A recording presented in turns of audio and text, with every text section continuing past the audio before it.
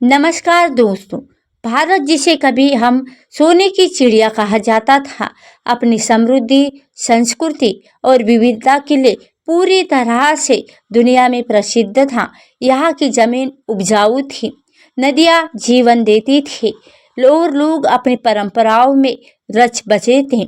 लेकिन 18वीं सदी में मध्य में ये सब बदलने लगा। साल 1757 की प्लासी की लड़ाई और फिर साल 1764 की बक्सर की लड़ाई ने अंग्रेज ईस्ट इंडिया कंपनी को भारत में अपनी पकड़ मजबूत करने का एक मौका दे दिया और धीरे धीरे उन्होंने हमारे व्यापार, हमारी राजनीति और हमारे जीवन के हर हिस्से पर नियंत्रण कर लिया।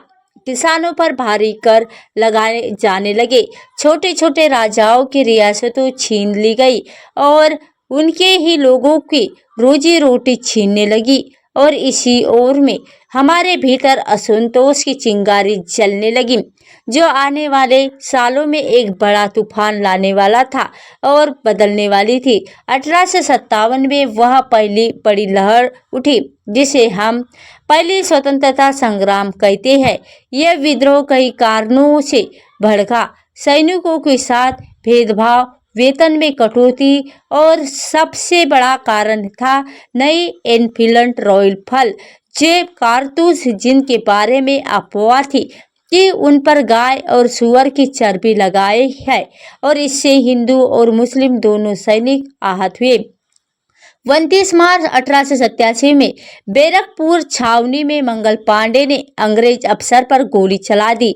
ये एक छोटी घटना थी, लेकिन इसने पूरे देश में क्रांति की आग लगा दी और मेरठ, दिल्ली, झांसी, कानपुर, लखनऊ, हर जगह उन्होंने उससे आवाज उठी। झांसी की रानी लक्ष्मीबाई ने अपने छोटे से राज्य में अद्भुत साहस किया और दिखाया। तान्या टोपे ने गुलिया युद्ध की मिसाल पेश की।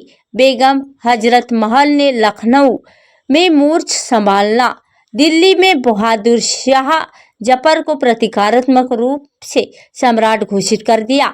और हालांकि अंग्रेजों की ताकतों ने इस विद्रोह को बेरहमी से कुचल दिया। हजारों लोग मारे गए, शहर जहला दिया गए और क्रांति में आने वाली पीढ़ियों के मन में ये विश्वास बोल दिया कि अंग्रेजों को हराया जा सकता है।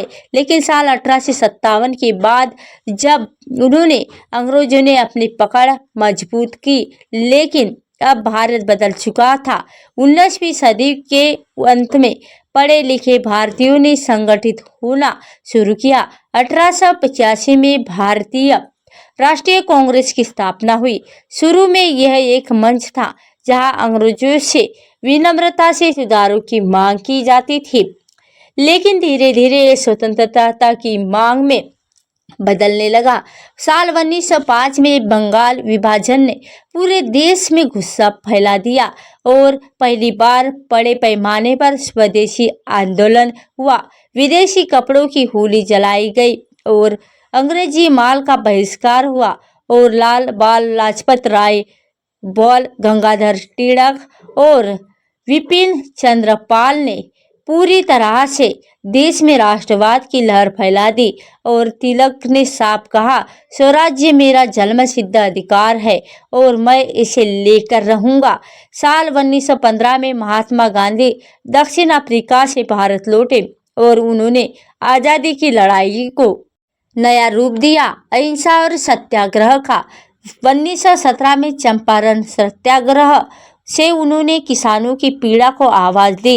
1919 में रोलेट एक्ट के खिलाफ पूरे देश में प्रदर्शन हुआ और इसी दौरान से उन्होंने किसानों की पीड़ा को आवाज दी।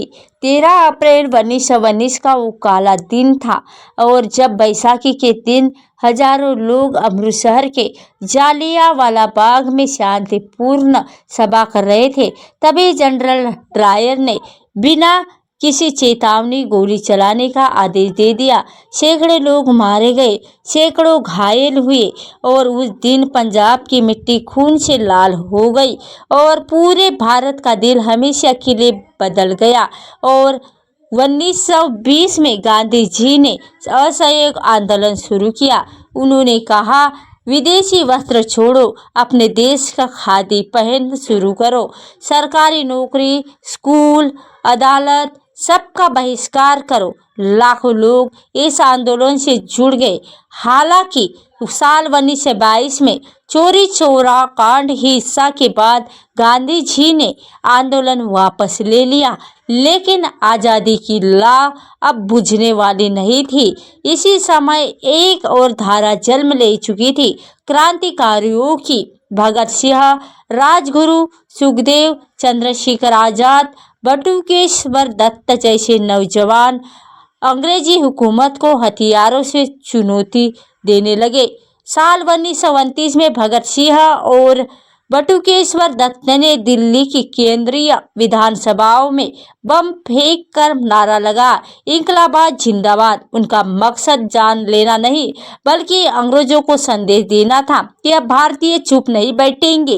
23 मार्च 1931 को भगत सिंह, राजगुरु और सुखदेव को फांसी दे दी गई थी, लेकिन वह हमेशा के लिए युवाओं के दिल में अमर हो गए। साल 1930 में गांधी जी ने दांडी मार्च शुरू किया और 2040 का पैदल सफर। नमक कानून को तोड़ने पर एक आंदोलन अंग्रेजों के लिए शर्म से ला हो गया। इतने शांतिपूर्वक तरीके से उन्होंने कानून तोड़ रहे थे और वह रोक नहीं पाए थे। साल 1942 में जब दूसरा विश्व युद्ध चल रहा था, गांधी जी ने भारत छोड़ो आंदोलन का ऐलान किया। 8 अगस्त 1942 को बम्बई के ग्वालियर ट्रैक मैदान से उन्होंने नारा दिया, करो या मरो। इस बार आंदोलन में और भी ज्यादा लोग शामिल हुए। महिलाएं, किसान, मजदूर सब सड़कों पर उतर आए। अंग्रेजों ने बेरहमी से दमन किया, हजारों गिरफ्तारियां हुई, लेकिन अब भारत डर खत्म हो चुका था। दूसरे विश्व युद्ध के बाद अंग्रेजी आर्थिक रूप से कमजोर हो गए थे। ब्रिटेन के भीतर भी यह मांग उठने लगी थी कि भारत को आजादी दे दी जाए। नेताजी सुभाष चंद्र बोस और उनकी आजाद हिंद फौज ने दक्षिण पूर्व एशिया में अंग्रेजों के खिलाफ लड़ाई लड़ी थी और लाखों स्वतंत्रता सेनानियों के बलिदान, अनगिनत जेल, छात्राओं और जनता की अड़ित इच्छा शक्ति के अनंत अंग्रेजों के झुकने पर मजबूर कर दिया। और फिर वह ऐतिहासिक दिन आया, 15 अगस्त 1947। आधी रात को पंडित जवाहरलाल नेहरू ने दिल्ली के लाल किले से तिरंगा लहराया और अपने ट्विटर विथ दिलिस्ट भाषण में कहा, बहुत साल पहले हमने तकदीर से एक वादा किया था और अब समय आ गया है कि हम अपना वादा निभाएं। भारत आजाद हो चुका था। सदियों को गुलामी, लाखों लोगों बलिदानों और अनगिनत संघर्षों के बाद हमने अपनी आज़ादी पाई थी। उस रात आसमान में तारे वैसे ही चमक रहे थे, लेकिन हर भारतीय के दिल में आज़ादी का सूरज उग चुका था। आज जिस हवा में हम सांस लेते हैं, जिस आज़ादी के साथ जीते हैं, वो मुफ्त में नहीं मिली। यौन अनगिनत शहीदों, किसानों, मजदूरों और आम लोगों के खून, पसीने और बलिदान की कीमत मिली है।